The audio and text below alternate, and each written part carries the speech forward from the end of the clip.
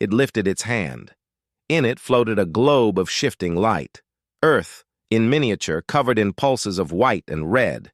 The correction has not yet passed the point of no return.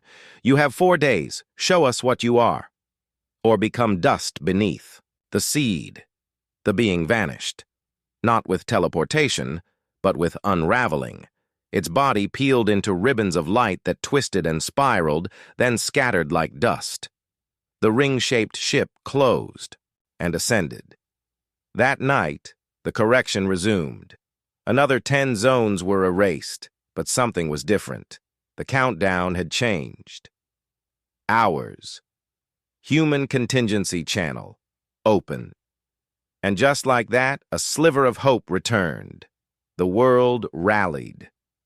Scientists, armed with the messenger's data, began building a new framework to communicate. A hybrid code merging alien glyphs with human neural language models. The military redirected resources, not to fight, but to deliver a signal strong enough to be felt beyond Earth. Not everyone believed they should resist.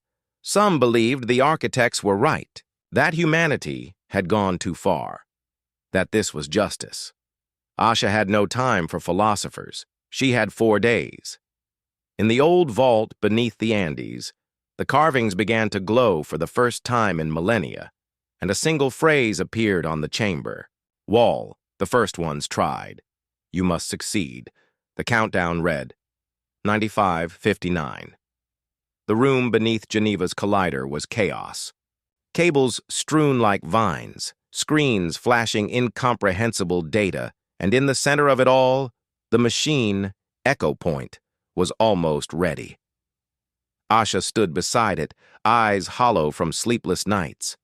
She clutched the crystal interface taken from the messenger ship, a prism that pulsed with low resonance, calibrated to architect frequency. She was about to scream into the void. "Are we sure this won't provoke them?" asked Dr. Felix Rhine, physicist and de facto voice of caution. He stood next to her, hands trembling. "They already erased Madagascar," she said. "We passed provocation." Felix looked down. Fair. Echo Point was not a transmitter. It was an amplifier, designed to hijack the low-frequency interdimensional Asha had discovered inside architect protocols. In theory, it would allow humanity to speak across the same medium that birthed the second voice. In theory, they had one shot. The world's power grid rerouted for this moment. China, the EU, the Americas, every fusion generator, every experimental solar arc, all pointed here. At 0322 UTC, Echo Point activated. The pulse expanded outward in silence. No sound, no visual confirmation. Then the sky shattered, not literally, but to the human eye, it looked as if the stars rippled, briefly rearranging into a lattice. Something ancient had noticed, and it was listening. "We are Earth," Asha's voice said across the echo field. "We are anomaly, but we are aware. You called us deviation. We offer deviation in return." The message looped, not begging, not threatening, challenging. For hours, nothing changed. Then, from orbit, UE-01's structure flexed and replied. The signal wasn't verbal. It was a simulation. Data flooded Echo Point's memory cores, so much that half of Geneva's underground servers melted from thermal overload. But what they salvaged showed a history. The architects had corrected 911 worlds. Of those, only 2 had resisted. One was now barren. The other had been spared. On screen, images flickered. Inhabited ecosystems, reshaped not by weapons, but by choice. A species that bent not its environment to survive, but itself. A species that seeded life rather than extracting it. "They call it a mirror species," said Asha, voice breaking. It adapted itself until the architect saw no need to erase. A path was possible, not through strength, through transformation. But not everyone wanted that. The first architect died at 0316 UTC, not from human weapons, from something else. The Anomaly was detected over Siberia, where correction beams had previously sterilized more than 3,000 square kilometers. A surveillance drone, one of the few still operating, captured it. A flicker in the atmosphere. Then a distortion. And then something ripped its way into our dimension. It wasn't one of them. It wasn't one of us. But it recognized the architects, and it hated them. In Geneva, Asha watched the footage on loop, breath caught in her throat. The thing was blacker than space, like absence incarnate. No heat, no mass signature.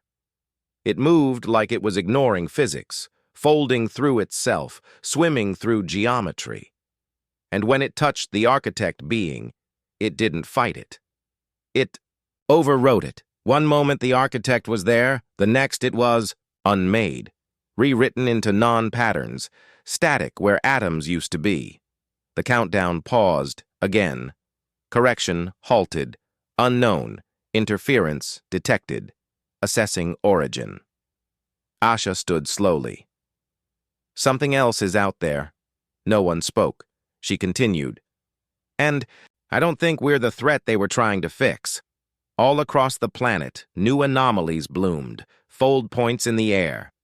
Distortions of memory, space, and perception. People saw things that weren't there, or things that used to be. Entire forests blinked back into existence. Cities lost time. A hospital in Kenya reported all its patients healed, and then an hour later, vanished into dust. It wasn't the architects, it was something older, something buried, and it was waking up. Project Echo, Earth's best effort to communicate with the architects, now had a second channel. One it hadn't built. The signals were coming from the core of the Earth. Pulses. Language, mathematics, rage, the leading theory.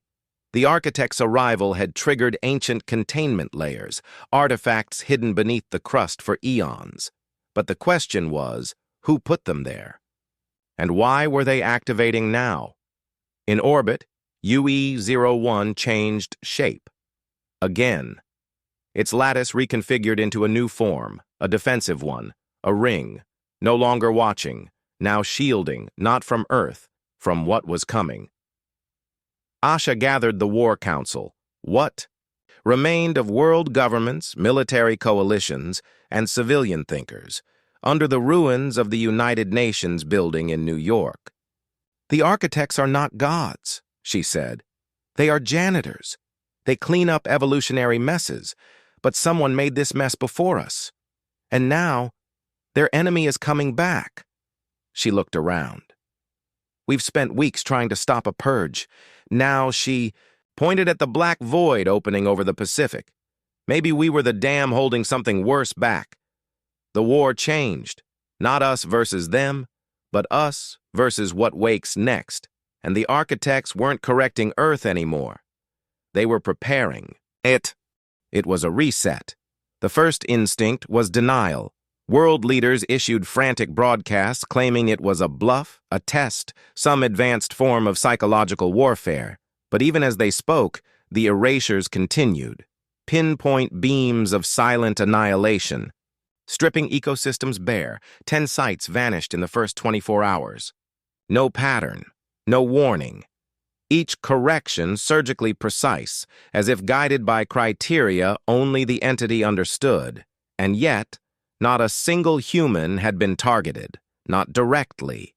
That fact terrified Asha more than anything else. They're not fighting us, she said during a global emergency broadcast from Geneva. They're pruning us. The room fell silent. Behind her, a projected map displayed the affected regions, stretches of jungle, ocean, ice, even desert. Biological hotspots. The correction wasn't about punishment. It was about restoration. Asha turned to the room full of generals, scientists, and leaders of fractured governments. If we don't understand the criteria, we can't predict the next strike. But it's not random. They're targeting complexity, biodensity, entropy. Then why spare the cities? A UN official asked. For now, Asha replied grimly. Resistance didn't begin with armies. It began with a signal. Asha and her team, holed up beneath Geneva's old particle collider tunnels, found something buried in the original transmission. Layers beneath the harmonic scream, beneath the language matrices. A recursive echo, hidden like a watermark in the alien code. It wasn't a command. It was a warning, not sent by the entity, sent about it. They called it the second voice, fragmented and weak, distorted beyond recognition, but human AI networks reconstructed. Part of the message: this entity is not creation, it is containment. If it activates, it means the garden has died. The message was over 300,000 years old. It hadn't been sent to Earth, it had been left on Earth. Argentina, the forgotten. Volta rogue archaeology team, acting on fragmented coordinates leaked by anonymous sources, discovered a subterranean vault hidden beneath the Andes, ancient, sealed in basalt, older than any known civilization. Inside, non-human architecture, more alien than UE-01, more organic. And powered, etched in light across its chamber walls, were three glyphs repeated again and again, spiraling inward. You were not the first. The revelation changed everything. Humanity had not been discovered. It had been found again. And whatever UE-01 was, whatever had returned, it wasn't coming to conquer. It had come to finish what it started. With 6 days remaining, resistance took shape. World militaries pooled their resources into Project Umbra, a desperate initiative to disable the lattice in orbit. Scientists began experimenting with dark energy distortion, techniques never tested, some barely theorized. Quantum physicists, hackers, linguists, and underground AI developers joined forces. The Vatican released documents sealed for centuries, ancient warnings written in languages no longer spoken. Indigenous shamans from the Amazon to the Arctic came forward with stories passed down for millennia of sky bones and the white spider that eats forests, and slowly patterns began to emerge. This had happened before, thousands of years ago, but someone or something had stopped it. Now, humanity had a name for their enemy: the architects, silent custodians of cosmic balance. Not gods, not invaders, just executioners of ecological law on a scale too vast for Earth to matter more than a speck. But Earth was no longer passive. Earth had built rockets, lasers, AI, voice. Earth had teeth, and Earth was angry. At hour 1:38, Asha broadcast a message directly at UE-01, bouncing through every satellite still online. "We are flawed," she said. "We are violent, but we are not done, and we will not go quietly." Then she uploaded the full contents of the second voice, a warning not just to Earth, but to whatever systems the architects still used to judge life. It was a gamble, a defiance. Whisper in the storm. For the first time since it arrived, UE-01 reacted. The countdown paused. 06, 33, 19, then the lattice began to shift, not to strike, to respond. Something was coming down, not a weapon, a ship, and on board, something alive. It came not with fire, but with silence. The descent of the vessel was unlike anything Earth had seen. It didn't burn through the sky. It simply appeared. Mid-air, over the tundra of northern Greenland, 30 meters long, shaped like a perfect ring. No seams, no windows, just polished obsidian that shimmered like water over stone. It hovered for 5 minutes. Then it opened. Inside was the messenger, not a machine, not quite alive. A form emerged, humanoid in shape, but draped in layers of moving cloth-like material, shifting in iridescent waves, reacting to the wind, the pressure, the stares. Its face was a blank mask of translucent crystal, and beneath it, no mouth moved. No eyes blinked. It was not decoration. It was an interface. A shell. Inside the shell, something watched, and waited. Asha Malik was flown in under armed escort within hours. The world's highest clearance officials were already on site, trying and failing to communicate. But the messenger had not spoken. Not to them. Only when Asha entered the containment dome did it stir. The room darkened. Lights dimmed. The air felt charged, like a thunderstorm held just beneath the surface of reality. Then, the voice entered her mind. You are the deviation. Asha froze. Me? You. The voice. The persistence. The second warning was awakened by you. The being's mask rippled, showing flashes of constellations she did not recognize. The last divergence occurred 82,000 years ago. No signal was returned. No resistance offered. You are not expected. I'm not alone, she said. No, the being agreed. You are many. Too many. It turned its head, slowly, toward the reinforced glass wall behind which world leaders watched in fearful silence. Your kind reshaped this world in 7 generations. You unbalanced what took 4 billion years to perfect. You are invasive. You are recursive. You are awake. Then, a pause. And yet, you do not belong to the seed list. Asha's heart pounded. She remembered the phrase from the second voice. The seed list. A cosmic ledger of life allowed to flourish under architect oversight. Earth wasn't on it. It never had been. Why us? She whispered. Why are we here at all? The messenger stepped closer. For a moment, its face flickered, showing not starlight, but something human. A shadow. A memory. Your spark was not lit by design. You are not a child of order. You are an anomaly. Asha shivered. But anomalies can adapt. That night, the borealis sky shimmered with colors that had no names. Not auroras, not clouds, just movement. Swirls and arcs of light bent unnaturally, as if the atmosphere was learning a new language. Asha stood alone outside the dome, breath fogging in the cold air, watching the stars. They're not coming, she thought. They're already here. It began without sound. At precisely 04:06 UTC on the 4th day after the signal, every telescope across Earth lost sight of UE-01. One moment it was there, skimming the edge of the solar system, impossibly fast, impossibly quiet, and the next it wasn't.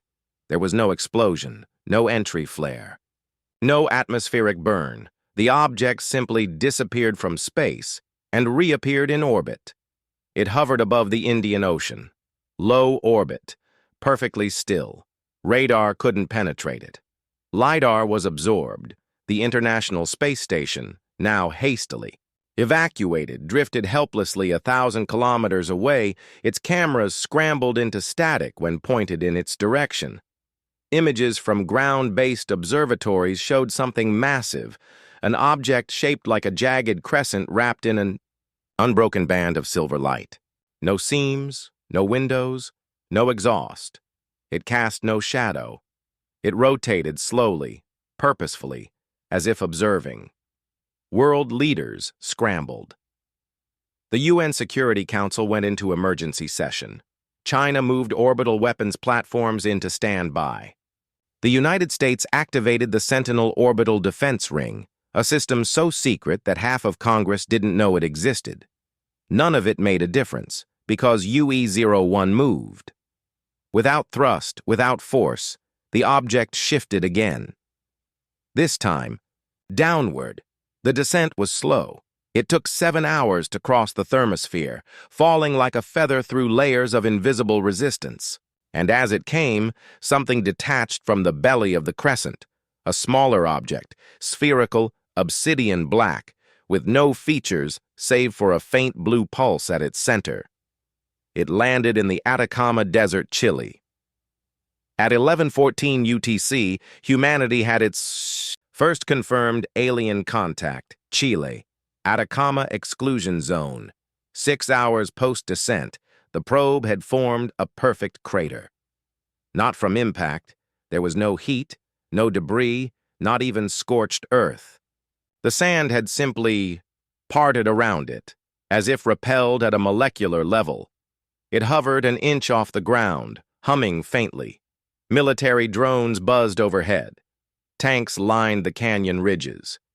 Chilean forces had locked down the area, soon joined by UN peacekeepers, American recon satellites, and half a dozen intelligence agencies pretending not to be there. No one approached the object. Not yet. Dr. Asha Malik arrived at the site just before sunset.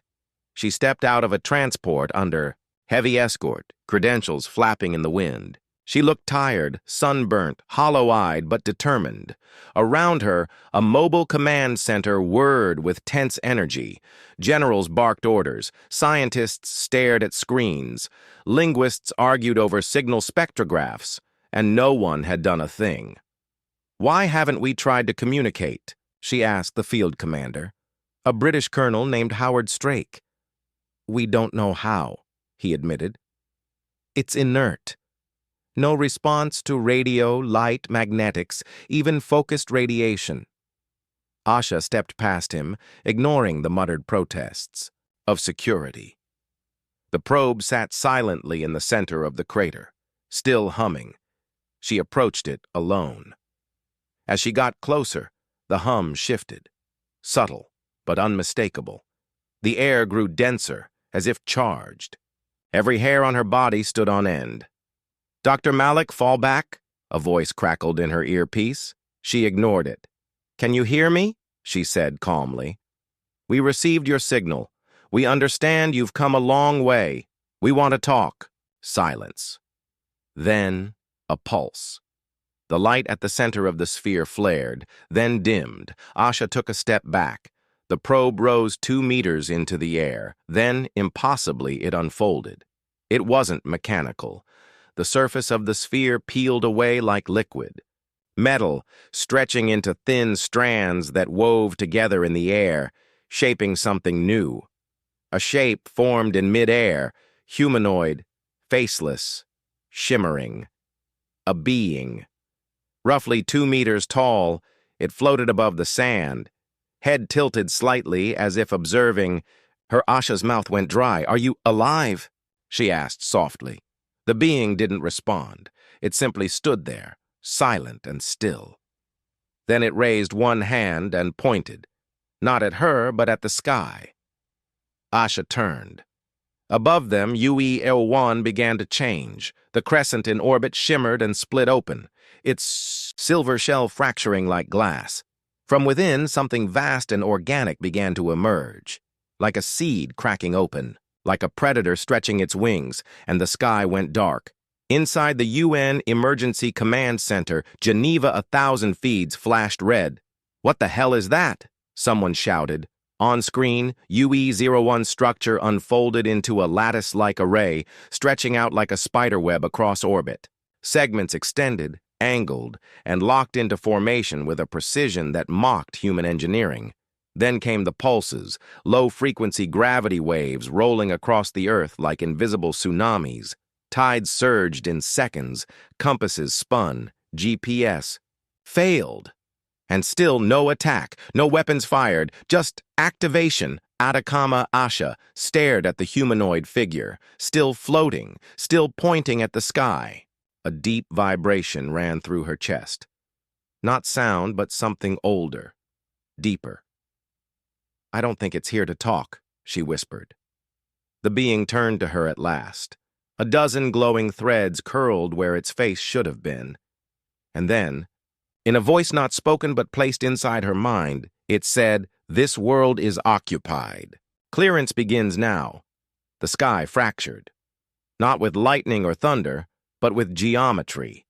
Angular lines of impossible scale etched themselves across the upper atmosphere, glowing faintly like burned scars on the fabric of reality. They pulsed. In sync with the orbiting lattice above, UE-01 now fully unfolded into something no longer remotely mechanical. In Geneva, a physicist murmured, "Those aren't clouds. That's space-time being altered." In the Atacama Desert, Asha Malik fell to her knees. The being before her, still faceless, still hovering, lowered its hand and spoke again, its voice more focused now. Sharper, colder. This world is unauthorized. Genetic activity exceeds threshold. Asha's lips trembled. Unauthorized by who? The being turned away from her, as if her presence had already become irrelevant. Across Earth, strange things began to happen. In the Mariana Trench, pressure. Sensors detected a sudden release of energy, a silent explosion, deep and contained. Cameras revealed a new structure, metallic, ancient-looking, and rising from the ocean floor. In Siberia, buried beneath permafrost, a long-dormant seismic anomaly pulsed once, then went still. In Namibia, the stars flickered at noon. At 1906 UTC, UE-001 transmitted again, but not in code, not in frequency, in language. Across every screen, speaker, satellite, and smart device, a message appeared, simultaneously translated into over 2,000 tongues. No logos, no preamble, just text, black on white, species, Homo sapiens, classification, interference contagion, result, exceeding biosphere viability, matrix protocol, 9 engaged correction will commence, and then came the timer, a countdown. 6 hours, 7 days. The world lost its mind. Markets collapsed, airwaves exploded with panic, governments declared martial law, religious leaders begged for divine intervention, billionaires fled to bunkers. And online, the doomsday cults multiplied by the hour, some surrendering to fate, others pledging allegiance to the new gods. But amid the chaos, a few stood up, scientists, soldiers, survivors, and one broken-down woman in the Chilean desert, still staring at the being who had delivered humanity's death sentence. Asha stood, trembling but steady.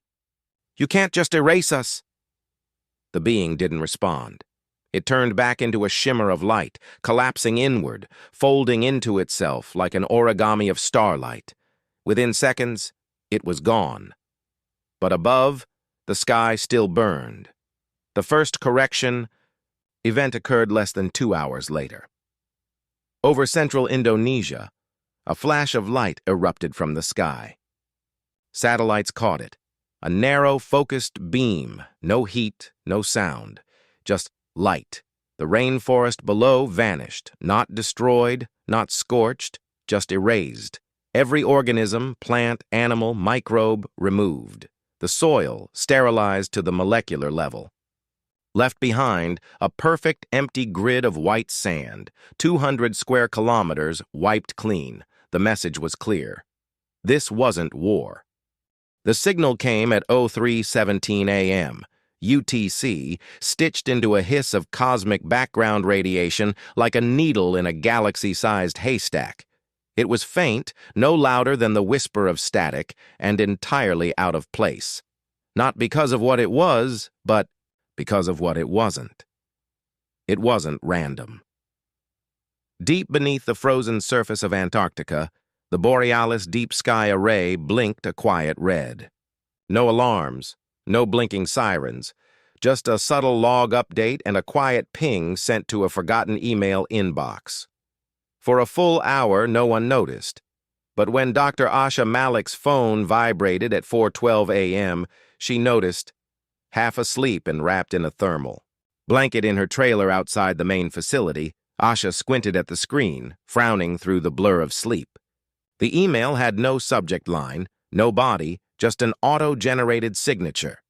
Data pattern irregularity. DSR 17-1287A. Her heartbeat kicked up a notch. That ID tag only triggered for structured patterns. Signals that didn't match any known cosmic. Noise, satellite transmissions, or Earth-based interference. She swung her legs over the side of the cot, feet hitting the cold metal floor like a slap. Within 10 minutes, she was inside the dome, her breath misting in the recycled air, eyes locked on the monitors. The signal repeated every 91 seconds. Not quite a pulse. more like a sequence. 5 tones, descending, then silence, then 5 more, descending, again. She didn't say anything at first. She didn't need to.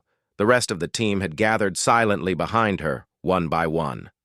The room filled with the low hum of processing units, and the haunting, artificial echo of the signal played softly on loop.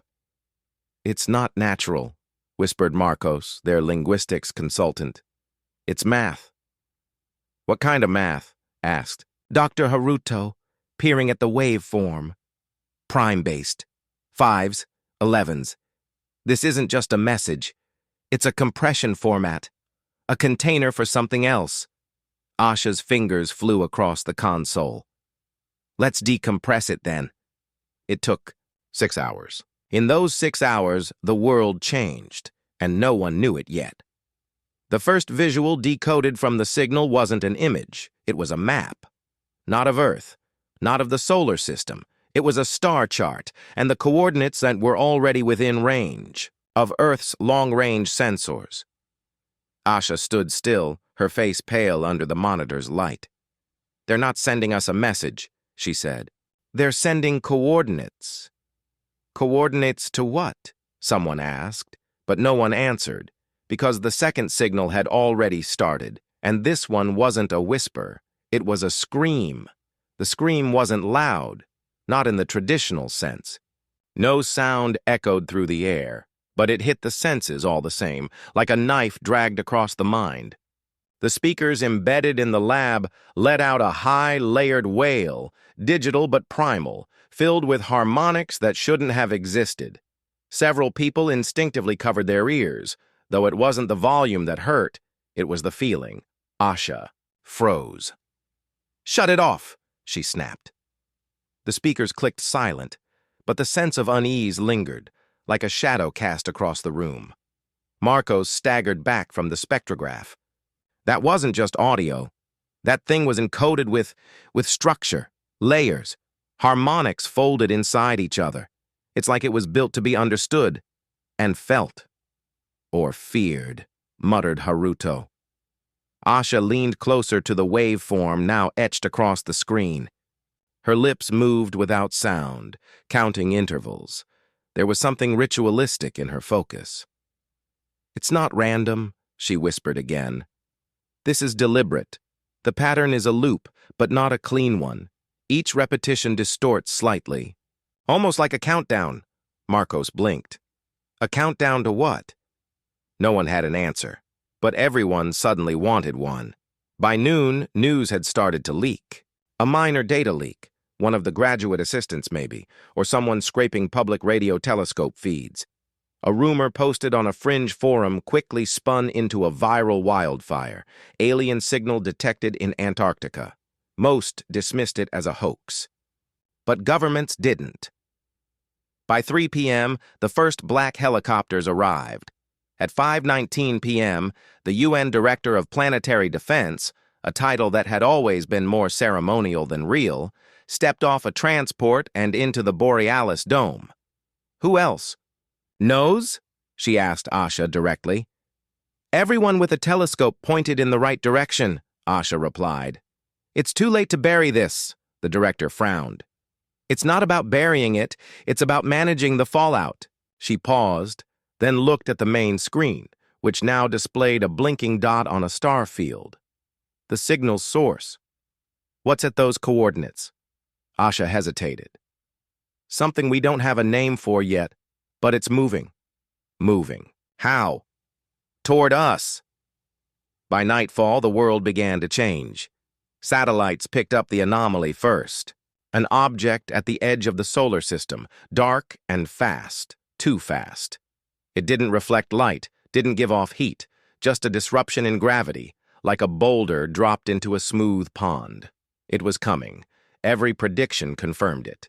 In 9 days, the object would enter Earth's orbit. Not a ship, not a meteor, a presence, and it wasn't alone. Night cloaked the southern hemisphere in a quiet unease. In major cities, Cape Town, Santiago, Jakarta, people stayed up watching the stars, unaware of what was streaking toward them from the void. On social media, the leak had evolved into hysteria. Live streams of amateur skywatchers flooded the net. Hashtags like incoming, the message, and they are coming began to trend worldwide. Some laughed, some prayed, most waited. In the Antarctic Dome, Asha watched it all from a corner screen as global leaders, military analysts, and scientific elite funneled into secured calls, their voices cold and clipped, their faces as pale as she felt. "Do we know if it's a weapon?" asked a U.S. general during a global task force conference. "It doesn't fit any known propulsion system," said a Russian astrophysicist. "It's not radiating, not decelerating. It's as if it doesn't care about inertia." "That object is rewriting physics," whispered Asha, "and physics doesn't get rewritten for us." The object had no clear dimensions. Satellite LiDAR data failed to return stable outlines. Some analysts described it as a sphere. Others said it appeared like a spiral, infinite and folded in on itself. One AI-driven radar suite simply labeled it undefined entity, unreadable. The name stuck, UE-01, and UE-01 didn't stop. By day 2, world governments officially acknowledged anomalous activity in space. Mainstream news finally caught up. The phrase non-hostile but unknown contact dominated headlines. Panic surged in cities. Hoarding began. Airports were flooded. Emergency broadcasts urged calm and failed. In Washington, Beijing, and Geneva, quiet preparations for the unthinkable began. Evacuation plans, containment protocols, military contingencies. But it was the silence that unnerved everyone. The signal had stopped. On day 3, UE-01 began transmitting again, this time to every frequency: radio, microwave, optical, digital, analog. A chaotic flood of data blanketed Earth like a wave. Airplanes lost contact with control towers. Satellites glitched. Out. Nuclear monitoring stations went blind for 47 terrifying minutes. But no infrastructure was destroyed. The signal didn't attack. It introduced itself. "It's not a message for us," Asha realized as her exhausted team sifted through the data. "It's a registration." "A what?" "It's not saying hello," she said slowly. "It's saying, 'I'm here,' like a device pinging a network. It's not communicating with Earth." "Then who's it talking to?"